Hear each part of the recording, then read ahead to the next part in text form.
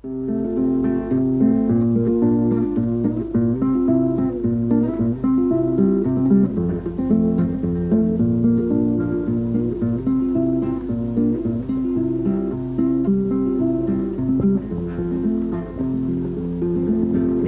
que la media aurora Se formó a partir de un grupo de profesionales que quedaron cesantes a partir del golpe de Estado. Entre ellos María Canepa, Cirilo Vila y varios otros, y entonces decidieron formar una agrupación de profesionales cesantes. Y necesitaban buscar un lugar o algo para que hacer, pues, digamos. Entonces se le ocurrió la idea de hacer este taller, de hacer un taller, digamos, donde se pudiera desarrollar, seguir haciendo lo que ellos sabían. Mi mamá trabajaba en la Escuela de Arte de la Universidad de Chile. Y entonces, en ese sentido, tenía un cargo administrativo en la Escuela de Arte de la Universidad de Chile, y cuando vino el golpe fue exonerada. El mal hábito de estar relacionada con la cultura, qué sé yo, ella era íntima amiga de Víctor Jara, íntima amiga de la Joan Turner, con la cual trabajó después de salir del taller hasta que se murió, digamos. Y entonces se le ocurrió hacer esta escuela, dado que el arte y la cultura estaban en la oscuridad misma. Y yo creo que resultó bastante. Con el apoyo de mi papá, se arrendaron una casa en Bellavista, en siglo XX 192, donde después funcionó el Café del Cerro. Lo que pasa es que empezaron las viejas digo yo, la Inesita Figueroa, con la Matilde Urrutia, con la Kena Arrieta, y ahí empezaron a darle vida a eso, una estructura orgánica que permitiera que la gente estudiara arte. Toda la gente que había sido despedida del Bellas Artes, que no podía trabajar en teatro, que, no sé, pues llegó gente increíble, de todas las edades, además. La Kena, digamos, podía conversar con otra gente, estar tranquila en mi departamento para reunirse con gente para hablar de temas culturales. Y así empezamos como a estar más ordenadamente juntas, porque ella sí estaba metida en una actividad más sistemática y yo empecé entonces a ser como su ayudanta. Y en ese, digamos, en lo que a mí me toca, este proyecto del taller empezó a darse y a conversarse, y ahí yo empecé a escuchar y a balbucear alguna cosa en esas reuniones que ocurrían en mi casa. Seguramente había muchas otras, pero yo lo vivía ahí. Y entonces ella me fue proponiendo poco a poco, en el correr del tiempo, que yo fuera parte de ese taller. Y su relación más en lo profesional empezó a ser con Carlos Matamala. Y entonces ahí llegó el Carlos Matamala, un día a verme. Entonces me dice que hagamos esto. Y me pareció fantástico, pero a la vez, o sea, nunca midiendo los posibles peligros que podía tener una cosa como esa, nunca. Pero lógico, vamos, y qué sé yo, y lo acompañé a ver casa, y salimos como loquitos a mirar, y siempre, pero siempre el Carlos tuvo el ojo de pensar que era en ese barrio, Bellavista, por ese lugar, no me acuerdo del recorrido, todo patronato, qué sé yo, desde Independencia hasta el cerro, mirar casa, en fin. Bueno, y era un lugar donde lo único que había, yo me acuerdo, digamos, de comercio era la fuente Venecia. El Venecia, todavía. Esa era la única restaurante y cosa que había en el sector. Entonces, bueno, pero nos parecía tan bonito el cerro y etcétera. Y un día me dice, encontré la casa y fuimos a verla y nos pareció magnífica. Después volví a Santiago y ahí empecé a trabajar en el plan de empleo mínimo, en el PEM, que después se llamó POG, y ahí estaba en eso. Hasta que un día, como el 76, un compañero de la UT me contactó y me dijo que necesitaban una persona porque se iba a formar este taller 666. Una persona para todo, digamos, para mantención, para difusión, para todo. Se abrió y empezó a llegar gente, digamos, a los distintos cursos que habían, de música, teatro, danza, pintura. Y al tiro se empezó a hacer por lo menos una vez al mes algún pequeño concierto, digamos.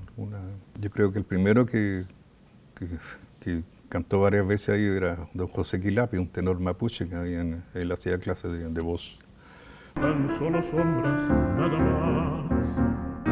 Yo conocí a Guillermo Rifo, por ejemplo, el percusionista, que estaba en este conjunto llamado Latino Música Viva, y creo que él, o amigos de él, me dijeron, oye, ¿por qué no vas tú a hacer clases de canto allá al taller 666, que está en tal parte, qué sé yo, porque andan buscando profesor? Y yo le había dicho que sí, así que fui para allá, así que me entrevistaron, y ahí entonces me dijeron, ya, entonces haces tu clase, estas son las condiciones. Y no sé, creo que fue con Carlos Matamala, con el actor con el que él estaba en ese momento a cargo de eso. Así que esa fue mi entrada. Y una de las cosas maravillosas de ahí, precisamente entrar, es que me encontré ahí con Margot Loyola, que ella estaba ahí también, iba a ensayar, y nos hicimos muy amigos, y de ahí yo me transformé en su coach, digamos, para el canto y todo, y ella me llevó también a otros grupos folclóricos que ella tenía, con las hermanas Yaluf, y entonces entré en el folclore. En lo musical, y poco a poco, no partí así, pero yo fui como la coordinadora del área de música y enseñaba guitarra. Y coordinación tenía que ver con cosas de repente bien administrativas, con salas, con horarios, con cuestiones simples, con los instrumentos. De repente Cirilo con José Quilapi daban un concierto y yo daba vuelta a las hojas de Cirilo. Iba a cortar los boletos a la entrada del taller porque se pagaba una pequeña entrada y había que hacer o acomodar, o sea, circo pobre. Y el Pato hacía clase de música ahí, tanto para el teatro, tanto para de danza, de teatro y danza. Y ahí surge la idea de la Quena, formar un grupo folclórico que lo dirigiera el Pato. Como el año 78 empecé a integrarme a algunos talleres por ahí, sobre todo en el folclore, porque se formó un grupo folclórico que lo dirigía Patricio Solovera, que era un músico que venía del teatro. Él era parte del Tecnos, que era un grupo de teatro de la Universidad Técnica del Estado. Él era el músico de ese grupo y formó este grupo de folclore de connotación chilota. Era un grupo de folclore chilote. Entonces ahí yo me metí a tocar y a bailar, porque me gustaba mucho bailar. El grupo de a poco fue tomando carácter como para hacer algo más que ser un grupo de apoyo nomás, ¿te fijas? Queríamos aprender. Entonces conseguimos ayuda con la Gabriela Pizarro, que nos fue a asesorar en música y en danza y en historia folclórica. Y también tuvimos un profe que se llama, no sé si está vivo, Ricardo Palma, estricto así, pero de esos antiguos. A la antigua que le faltaba la pura varilla.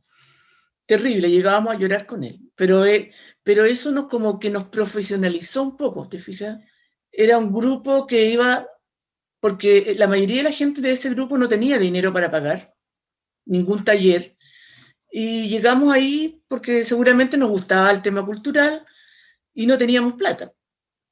Y el taller nos daba todo lo que aprendimos, nos dio gratis, digamos, y el trato era en el fondo el trabajo solidario que hacíamos. Así que salíamos con el grupo y nos contactábamos con distintas organizaciones sindicales o de población, ¿no? Juntas de vecinos, parroquiales, qué sé yo, y ahí llegábamos con el grupo a tocar. La gente nos recibía bastante bien porque era poco lo que se hacía en cuanto a difundir, digamos, la música popular o folclórica. Era un caserón, ¿no es cierto?, donde adentro se podían hacer cosas, y de hecho se hicieron cosas. Yo me acuerdo, habían grupos que aparecieron, y el grupo Aquelarre, en fin, muchos conjuntos que empezaron a aparecer, y sus primeras actuaciones fueron en los salones del taller 666, ¿ya? Entonces también los alumnos de composición, había un coro, entonces todos quienes hacían sus cosas las hacían ahí, o si se lo permitían o se arriesgaban, también lo podían hacer afuera, pero eso ya era otro cuento. Pero lo primero era que se podía realizar en el taller. Y había audiencia y todos nos apoyábamos y todo lo demás. Especialmente importante, imagínate, decir, era el lugar donde inmediatamente uno con el producto podía hacerlo ahí mismo, sin tener que pasar por algún tipo de problema. Bien, especialmente como se había cerrado la escuela, fuimos creando la parte docente. Entonces llegaban muchos jóvenes a estudiar las diferentes técnicas. Y yo estaba en un taller, que fue el taller 666, y después fue el taller de artes visuales. De ahí nació el taller de artes visuales. Especialmente eran técnicas plásticas, por lo menos en el área en que a mí me tocaba hacer clases. Clases de dibujo y de teorías del color. Los acogíamos en nuestros talleres y que más que una enseñanza de arte, era una amistad política, la que también desarrollábamos, y de mantenernos unidos, porque eso era muy difícil. Que pese a que uno llegaba y yo iba con mucho miedo, se encontraba con un tremendo mural de Víctor Jara, y tú adentro era todo medio contestatario así. Tú llegabas y yo tenía clases con las personas más activistas y todo, y era fantástico. Era fantástico, una tranquilidad, una calma, y era porque, no sé, quizás todos no eran tan estalinistas, digamos, sino que hasta el mismo Carlos Matamala, las personas más enfervorizadas, nos queríamos muchísimo. Y quizás eso era lo bonito, que se captaba como que lo verdaderamente revolucionario necesita como una cierta paciencia para ir desconstruyendo el paradigma que se ha instalado por tanto tiempo. Como había un área de música, había un área de plástica, de artistas plásticos, había un área de teatro, había mucha gente haciendo esto y todos conectados con lo que estaba pasando afuera, lo cual tenía, con todas las cosas que se hicieron allí, tenía un cierto grado de dificultad que tenía que ver con tu seguridad personal. Había que tener mucho ojo con quién andabas, dónde te metías, las cosas que tú decías. En ese tiempo todos hablábamos muy bajito, nunca se escuchó hablar fuerte a nadie, como hablan los chicos ahora maravillosamente, y que gritan y tal. En ese tiempo andábamos todos hablando ahí. Si tú juntabas 3 personas en la calle, venía un militar y te decía, circulen, no se pueden juntar más de 2 personas. Era complejo, ¿no? Es muy difícil de explicar, pero en esa situación el taller 666 era una flor en este desierto, era el desierto florido, el taller 666, porque había de todo allí. Había cine, había danza, había composición, había distintos instrumentos, ¿no? Era interesantísimo. Teatro, gente muy buena en el teatro. Ahí estaba la Rebeca Gigliotto, el Rodolfo Bravo, gente re valiosa. José Sosa de algún modo participaba también en el asesorando, colaborando un poco en los montajes del grupo del Teatro Joven, y ahí me di cuenta él que está esa posibilidad, me invita a participar como ayudante de él en la clase de actuación, por supuesto. Y yo, obvio, pero claro que sí, así, visceralmente, ¿no? Hay que hacerlo, hay que militar, hay que estar en todo. Yo quería eso, digamos, como todo. Así que yo, gustoso, participo de eso. Y entonces estoy un año con él como ayudante, y luego me ofrece la posibilidad de tomar yo como profesor de un curso. Entonces, para nosotros fue una educación práctica y teatral muy interesante, y también política. Entonces, por ahí, Jorge, en una plática le dije, mira, ¿sabes que yo estoy pensando, no sé cómo estudiar teatro, pero dime tú dónde puedo ir a ver para ver y cómo puedo costeármelo? Y un día me llega con la sorpresa, me dice, mira, quieren que vayas porque hay posibilidad de que te den una beca para estudiar teatro. Y yo, ¿qué me dijeron? Supe del taller 666 que estaba en la misma manzana donde yo vivía, estaba a 2 cuadras, y empecé a ver que en el diario Mural había función de folclore tal día, a tal hora, teatro, qué sé yo, y empecé a ir a ver las cosas que se programaban ahí, y llevar a los niños, porque también hacían cosas para los niños. Y un día me dije, no quiero ser más público, quiero estar ahí, ser parte de. Y fui un día a hablar con la secretaria, que era Mireya Fuente, que estuvo todos los años que yo estuve en el taller, fue la secretaria que era como el pilar fundamental, porque cualquier cosa que necesitáramos, tenía muy buena disposición. Y me metí a teatro. Y ahí me apasioné con el teatro, o sea, me gustó mucho. Tuvimos la suerte de que por ahí pasaba toda la gente, ¿no? Por ahí pasaba toda la gente. Por eso también tuvimos una oportunidad, no sé si otras personas te han relatado, pero tuvimos la oportunidad, se hizo un proyecto en plena dictadura, nosotros montamos Fulgor y Muerte de Joaquín Murieta, no sé si te contaron eso, con la compañía del taller. Nosotros armamos una compañía de teatro que se llamaba la Compañía del Taller, donde éramos varios, pues éramos una cachada no todos militaban, pero la gran mayoría. Y se hicieron cosas muy bonitas. Y empezamos a hacer festivales de teatro, y teníamos funciones todos los fines de semana, armamos un teatrito como de madera para arriba, teníamos un patio, lo armamos como dio lugar, y se hizo una salita, o sea, teníamos un lugar donde representábamos, teníamos música. Y se hacían conciertos, hacíamos conciertos, más el Festival de Teatro Juventud. Era muy lindo, y se presentaron muchos trabajos de teatro profesional y teatro aficionado, teatro poblacional, teatro estudiantil. Era una semana, sí, no era competitivo, era mostrativo nomás. Podías uno, si uno se hubiera sentado en el patio del taller a mirar, posiblemente habían reuniones que ocurrían en salas. O sea, como que parte de la vida eran también reuniones a puerta cerrada, de diversos grupos, no solamente comunistas.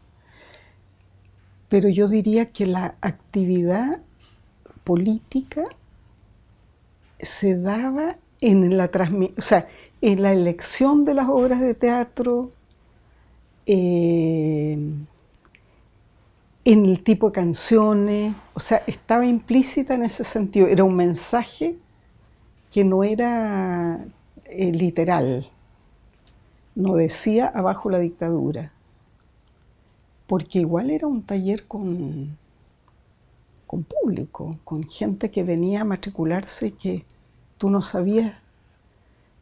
Mucho en un mundo como ese, uno sabía que fulano, que todos éramos más o menos conocidos, pero no todos. Empezamos a vincularnos con organizaciones sociales y de trabajadores principalmente. Y eso nos permitió como encauzar el trabajo político. Por ejemplo, yo fui monitora de teatro en varias poblaciones y sindicatos de la época. Y fue un trabajo que yo creo que fue la semilla que en muchas partes permitió que la gente empezara a atreverse. Era el año 76, 77, estaban desapareciendo gente, habían crímenes horribles. Entonces la gente estaba con mucho miedo. Íbamos con otro compañero y hacíamos clases de teatro para los jóvenes. Y eran clases de teatro. No era así, organicémonos para derrotar la dictadura. No, eran clases de teatro, pero dándoles la libertad de ¿qué quieren decir? Montemos algo donde ustedes digan lo que quieran. Y lo que querían decir es que tenían hambre, que tenían pena, que no tenían trabajo, que tenían miedo. Y esas obras se mostraban después a los pobladores. Entonces, esa era la forma de hacer política. Yo, lo que más me llamó la atención en esos tiempos, que también fue una herencia del tiempo de la Unidad Popular y antes, eran los festivales de teatro aficionado que se les llamaban en esa época. Más que teatro popular, teatro aficionado. Entonces fue como, y lo hacíamos en el taller, en un espacio central que había, se armaban unas graderías, etcétera, y iban grupos de teatro de las poblaciones, algunos teatros campesinos, etcétera.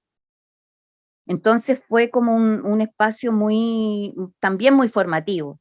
Y yo ahí, para variar también, me metí al centro de alumnos y teníamos un centro de alumnos súper activo, que era más que un centro de alumnos contra la institución, porque eso ahí no cabía mucho, éramos un complemento joven de los profes y de la dirección del taller.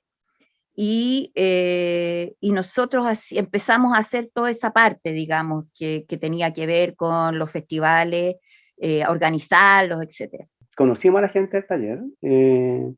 Cuando surgió la idea de formar la agrupación, teníamos que tener un lugar donde juntarnos, que no teníamos. Y fuimos a conversar con Kena para que nos apoyara prestándonos la sala para hacer nuestra primera reunión ahí. Ella no tuvo ningún problema, nos apoyó y nos ofreció todo lo que necesitáramos para hacer esa reunión. Y hicimos nuestra programa que nosotros la leemos ahora y es una reacción bastante pobre. Y nos juntamos ahí y llegó un grupo muy importante de gente joven. Deben de haber llegado, no sé, 30, 40 personas a esa primera reunión. Y de ahí estuvimos mucho tiempo vinculados ya con el taller. Y después hicimos, con ese nuevo grupo, formando la agrupación de partidos jóvenes, hicimos en 2 ocasiones exposiciones en el taller. Y empezamos a colaborar con las actividades del taller. Las primeras cosas que hicimos con el taller nosotros fue de apoyo en escenografías. Y nuestro gran trabajo en conjunto con el taller, realizamos los murales en Cuchillar, que había una huelga ahí, que el taller apoyaba permanentemente los movimientos sindicales, las huelgas, ollas comunes que había. Y durante esa huelga, en conversación con Kena, surgió la idea de pintar murales en el sindicato. Como la actividad mayor que yo más tiempo fue con el fulanito, porque ahí hicimos 50 funciones, no me acuerdo en cuánto tiempo, y ahí fuimos, por ejemplo, a la primera toma que se hizo en Santa Rosa, la primera toma que hubo en esa época de terreno, y también fue en invierno, y hacíamos el fulanito en la tierra, iluminados con unas ampolletas, y el fulanito era de rodillas, entonces todos embarrados. Era la pobreza misma y estar haciendo teatro intermedio, me acuerdo. Bueno, esa fue como una de las experiencias así más fuertes que me tocó con el fulanito. Bueno, fuimos también a una cosa que fue como emocionante, que fue la primera huelga que hicieron en el Teniente. Y eso fue en un teatro, me acuerdo, lleno, en Rancagua mismo. Y bueno, otras, qué sé yo, funciones en iglesia, en la calle, en jardín infantil, en poblaciones, en casas de la cultura, no, en sindicatos también. A pesar de todas las restricciones, el arte se convirtió en ese vehículo en que llevaba y así todo en el arte y lo desplegaba. Entonces podías educar y al mismo tiempo podías también divertir, podías organizar, trabajar, porque bueno, la idea del individualismo no estaba tan asentada, todo lo contrario, estaba la idea de la cosa mancomunada, de la organización, de hacerlo juntos, en fin. Entonces, creo yo que el arte, o sea, fue fundamental para todo, para lo que... Y porque además se pueden entregar valores, insisto en eso, a través de muchas formas, a través de la canción, a través de la poesía, a través del teatro. Nosotros hacíamos, o sea, claro, nosotros por ejemplo, la maldición de la palabra la llevábamos al campo, nos metíamos en el campo, para adentro, haciendo funciones en la noche, o sea, sabiendo que el patrón nos llegaba a pillar y íbamos al campo a organizar y hacíamos discusiones. Era una cosa maravillosa, era maravilloso, porque nosotros hacíamos la función, oye, la hacíamos con chonchones, con vela, con lo que fuera, pero nosotros hacíamos la representación. Y la gente que se acercaba, que estaba invitada, por supuesto, no era mucha, tendría, no sé, 15 personas, pero nos sentábamos y empezábamos a conversar, a discutir. Estas son las aventuras de Juancito el Zorro, una obra infantil. La dimos en muchos lugares, en tomas. Lo que más me acuerdo son en tomas de terrenos. Los niños, era muy bonito porque los niños recibían un momento así porque eran divertidos. Yo hacía el león, era el malo, Juancito el Zorro era el libertador, ¿ya? Era muy entretenida, muy inocente y la dábamos en diferentes lugares. Inclusive se hizo una primera exposición de los familiares detenidos desaparecidos, con retratos de los desaparecidos y un pequeño tip como biografía. Y eso se hizo en el taller. Y eso yo lo tuve que coordinar y construir en ese espacio. Ahora, si tú me preguntas cómo en esa época, sí, lo hicimos en esa época. No sé cómo, con mucho ñeque, con mucho cariño y también con mucha inconsciencia, yo creo, del riesgo que corríamos. Porque en el 78, cuando la agrupación de detenidos desaparecidos hace el famoso llamado a los artistas para que con el arte hablemos de ello, y que ahí participa en el Teatro Gustavo Meza, ahí se hace la cantata de los derechos humanos de Guarelo, creo que es, y yo escribí La Vigilia, ¿no? Que es el monólogo dedicado a los detenidos desaparecidos, cantado por la Isabel Aldunate. Estaba el palomo volando en el cielo, estaba el palomo volando en el cielo, vino el cazador, detuvo su vuelo, vino el cazador, detuvo su vuelo, herido de muerte se entregó el palomo. ¿El taller se tuvo que ir de ese local? y se fueron a otro local que quedaba en Unión Latinoamericana. Pero ya dejó de tener el carácter que tenía. Porque ahí en el siglo XX, ahí llegaba todo el mundo, ahí, mucha gente, del área musical, del teatro. Se hacían muchos espectáculos ahí. Después allá fue como la agonía en realidad. Fue como yo creo, siento un poco que fue a agonizar a Unión Latinoamericana. Justamente por un tema económico nos fuimos de ahí a una casa en la calle Unión Latinoamericana, como en la cuarta, quinta cuadra. Pero eso ya fue un espacio totalmente distinto físicamente y con mucho menos alumnado y con mucho menos profesores. Y por algún motivo no tengo tanto recuerdo de lo que hicimos ahí. Clases, pero no recuerdo labores de extensión, no recuerdo prácticamente nada de ese periodo. Y el año 82 yo lo corregí después porque yo decía ese día que fue el 84. Y a mediados del 82 cerramos. Se termina por la cosa financiera, porque el taller se solventaba desde un principio con ayuda de organismos chilenos en el exilio. Ahí ellos se organizaban afuera y trataban de mantener, digamos, mandar un recurso financiero para que funcionara el taller, y aparte de los clases, de los cursos que se cobraba, digamos, una cuota, digamos, a los alumnos, que no era muy grande, pero de algo servía, pero como te digo, al final ya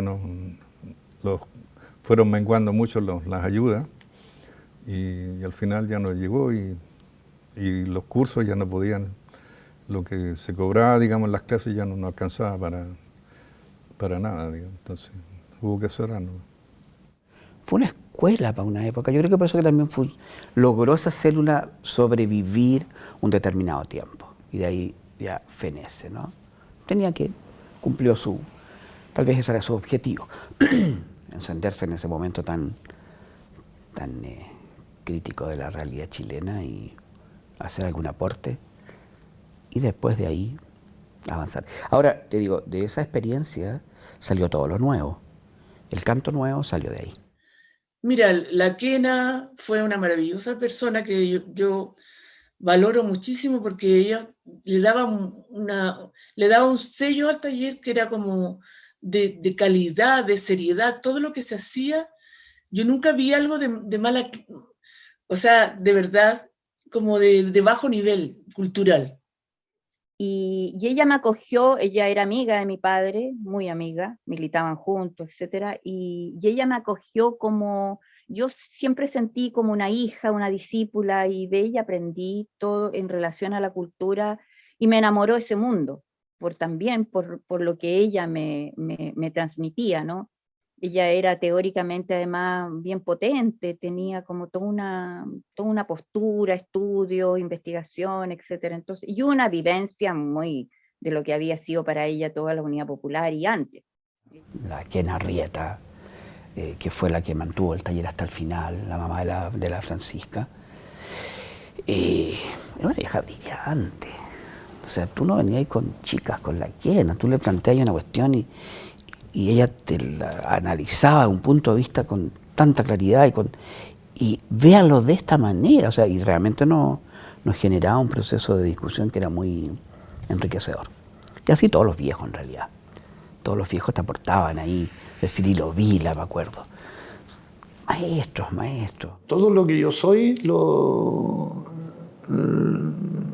me lo sembraron ahí, todo. La actitud crítica, la literatura, la concepción del arte como un espacio de reflexión y de rebelión.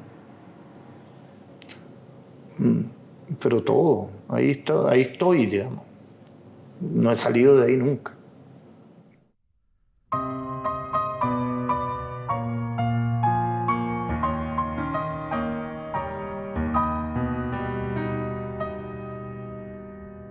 Quiero volver